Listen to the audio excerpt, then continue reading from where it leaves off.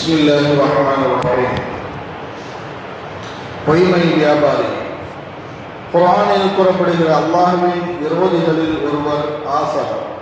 இவர் கலீலுல்லாஹ் நபி இப்ராஹிம் அலைஹிஸ்ஸலாத்து வஸ்ஸலாம் அவர்களின் தந்தை ஆவார். தமது தந்தை ஆசர் தவறான வழியிலிருந்து ஷிர்கிலிருந்து திரும்பாமல் இருப்பதை கண்டு வேதனையுற்ற நபி இப்ராஹிம் அலைஹிஸ்ஸலாம் அவர்கள் அவரது பாவ மன்னிப்பிற்காக இறைவனிடம் துஆ செய்தார்கள். ஆனால் அவர் அல்லாஹ்வின் விரோதி என அல்லாஹ் கூறிவிட்டார். وَمَا كَانَ اسْتِغْفَارُ إِبْرَاهِيمَ لِأَبِيهِ إِلَّا عَن مَّوْعِدَةٍ وَعَدَهَا إِيَّاهُ فَلَمَّا تَبَيَّنَ لَهُ أَنَّهُ عَدُوٌّ لِّلَّهِ تَبَرَّأَ مِنْهُ إِنَّ إِبْرَاهِيمَ لَأَوَّاهٌ حَلِيمٌ. இப்ராஹிம் நபி தம் தந்தைக்காக மன்னிப்பு கோரியதெல்லாம் அவர் தம் தந்தைக்கு செய்திருந்த ஒரு வாக்குறுதிக்காகவே என்று வேறில்லை. மெய்யாகவே அவர் தந்தை அல்லாஹ்விற்கு விரோதி என்பது தெளிவாகியதும் அதிலிருந்து அவர் விலகிக் கொண்டார்.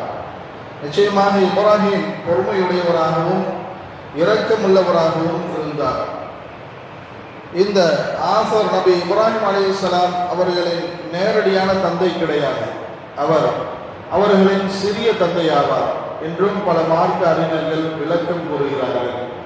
நபி இப்ராஹிம் அலைஹிஸ்ஸலாம் அவர்களின் பெயரை அல்லாஹ் திருக்குர்ஆனில் 69 இடங்களில் கூறுகிறார். அபுல் அன்பியா, நபிமார்களின் தந்தை என்றும் அவர்கள் போற்றப்படுகிறார்கள். இவர்களின் பிள்ளைகளுக்குத்தான் 4 வேதங்களும் வழங்கப்பட்டன. இவர்களின் வழிவந்த நமது நபி முஹம்மது ஸல்லல்லாஹு அலைஹி வஸல்லம் அவர்களை பற்றி அல்லாஹ் என்னும் சஜிதா செய்வருடன் நீர் இயங்குவதையும் அவன் பார்க்கிறான் என்று குர்ஆன் ஷரீஃபில் கூறுகிறார். அதாவது, உங்களை நான் அல்லாஹ்வுக்கு இணை வைக்காமல் சஜிதா செய்தவர்களின் பரம்பரை தொடரிலேயே கொண்டு வந்துள்ளேன் என்கிறார். எனவே நபிகள் நாயகம் ரசூலுல்லாஹி ஸல்லல்லாஹு அலைஹி வஸல்லம் அவர்களின் முன்னோர்கள் தொடரில்தான் ஆசர் வருகிறார். அவர் இணை வைப்பாளர். எனவே அவர் இப்ராஹிம் நபியின் நேரடியான தந்தையாக இருக்க வாய்ப்பில்லை. தாரிக் என்பவர்தான் அவர்களின் தந்தை. ஆசர் அவர்களின் சிறிய தந்தை, வளர்ப்பு தந்தை என்று மார்க்க அறிஞர்கள் விளக்கம் கூறுகிறார்கள். அல்லாஹ் திருக்குர்ஆனில் وَإِذْ قَالَ إِبْرَاهِيمُ لِأَبِيهِ آزَرَ أَتَتَّخِذُ أَصْنَامًا آلِهَةً إِنِّي أَرَاكَ وَقَوْمَكَ فِي ضَلَالٍ مُبِينٍ. இப்ராஹிம் தன் தகப்பனார் ஆசரிடம், விக்கிரகங்களை நீர் தெய்வங்களாக எடுத்துக்கொள்கிறேன், நான் உம்மையும் உம் சமூகத்தாரையும் பகிரங்கமான வழிகேட்டில் இருப்பதை நிச்சயமாக பார்க்கிறேன் என்று கூறியதை நினைத்து பாரும் என்கிறார். அதாவது, அபீஹி அவரது தந்தை என்று குறிப்பிடுகிறானே தவிர தந்தை மட்டுமின்றி தந்தையின் சகோதரர்களுக்கும் அபு தந்தை என்ற வார்த்தையை குறிப்பிடுவது அல்லாஹ்வின் வழக்கம்தான் என்று பதிலளிக்கப்படுகிறது. ஆசர் சிலைகளை செய்பவராகவும் அதனை விற்பனை செய்பவராகவும் இருந்தார். சிறு வயது இப்ராஹிம் நபியிடம் அதனை கொண்டு போய் விற்று வருமாறும் கூறுவார். ஆனால் அல்லாஹ் அவர்களுக்கு அந்த வயதிலேயே ஏகத்துவ சிந்தனையை கொடுத்தார். அவர்கள் அச்சிலைகளை ஆற்றின் அருகே கொண்டு சென்று இந்த தண்ணீரை குடி பார்க்கலாம் என்பார்கள். அவைகளுக்கு உண்ணவோ பருகவோ நமக்கு எதையும் கொடுக்கவோ தடுக்கவோ உண்டான சக்தி கிடையாது என்பதை விளங்கினார்கள். அவர்கள் ஆசருக்கும் பல்வேறு விதங்களில் ஏகத்துவத்தை பற்றிய விளக்கங்களை எடுத்து சொன்னார்கள். ஆனால் அவர் அதை ஏற்கவில்லை, அவர்களை எதிர்த்தார். இருவருக்கும் இடையில் நடந்த உரையாடலை அல்லாஹ் குர்ஆனில் பதிவிடுகிறார். إِذْ قَالَ لِأَبِيهِ يَا أَبَتِ لِمَ تَعْبُدُ مَا لَا يَسْمَعُ وَلَا يُبْصِرُ وَلَا يُغْنِي عَنكَ شَيْئًا. என் அருமை தந்தையே, யாதொன்றையும் கேட்க இயலாத, பார்க்க இயலாத, உங்களுக்கு எந்த தேவையையும் பூர்த்தி செய்ய இயலாததுமான ஒன்றை ஏன் நீங்கள் வணங்குகிறீர்கள் என்று அவர் தம் தந்தையிடம் கூறியதை நினைவுபடுத்தும். யா அபதி இன்னி قد جاءني من العلم ما لم يأتك فاتبعني أهدك صراطا سويا. என் அருமை தந்தையே, மெய்யாகவே உங்களிடம் வந்திராத கல்வி ஞானம் நிச்சயமாக எனக்கு வந்திருக்கிறது. ஆகவே நீங்கள் என்னை பின்பற்றுங்கள், நான் உங்களை செவ்வையான நேர்வழியில் நடத்துகிறேன். يا أبت لا تعبد الشيطان إن الشيطان كان للرحمن عصيا.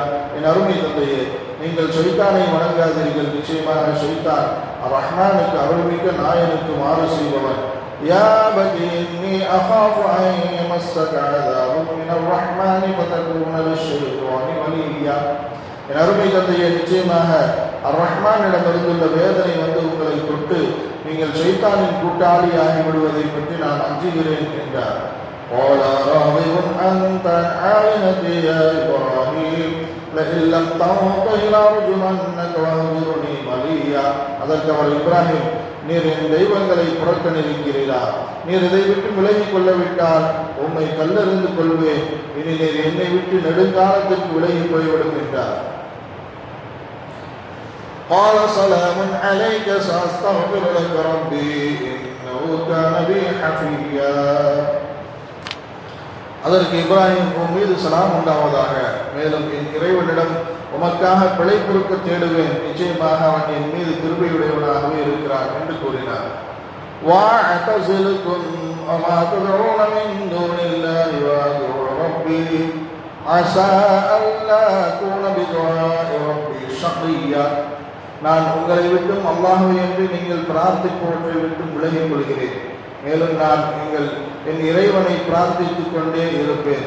என் இறைவனை பிரார்த்திப்பது கொண்டு நான் துர்பாக்கியவானாகாமல் இருக்க போதும் என்றார். فَلَمَّا اعْتَزَلَهُمْ وَمَا يَعْبُدُونَ مِن دُونِ اللَّهِ وَهَبْنَا لَهُ إِسْحَاقَ وَيَعْقُوبَ وَكُلًّا جَعَلْنَا نَبِيًّا. இவ்வாறு அவர்களை விட்டும் அவர்கள் வணங்கிக் கொண்டிருந்த அல்லாஹ் அல்லாதவற்றை விட்டும் விலகிக் கொண்ட போது இஸ்ஹாக்கையும் யாக்கூபையும் அவருக்கு நாம் நன்கொடை அளித்தோம். இன்னும் அவர்கள் ஒவ்வொருவரையும் நபியாக ஆக்கினோம். உலகின் உன்னதமான செய்திகளை நாம் ஒருவரிடம் எத்தி வைத்தாலும் கூட எத்தி வைக்கப்படுகிற நபர் நமது கருத்துக்கு மிகவும் முரணானவராக இருக்கிறார், நமக்கு அவர் உறவினராக இருக்கிறார் என்றாலும் கூட அதனை பக்குவமாகவும் கனிவோடும் எடுத்துச் சொல்ல வேண்டும் என்கிற பாடம் இந்த உரையாடலின் வழியை நமக்கு கற்பிக்கப்படுகிறது. கியாமத் நாளில் நடைபெறும் ஒரு நிகழ்வை இமாம் புகாரி ரஹ்மத்துல்லாஹி அலைஹி அவர்கள் பதிவு செய்கிறார்கள்.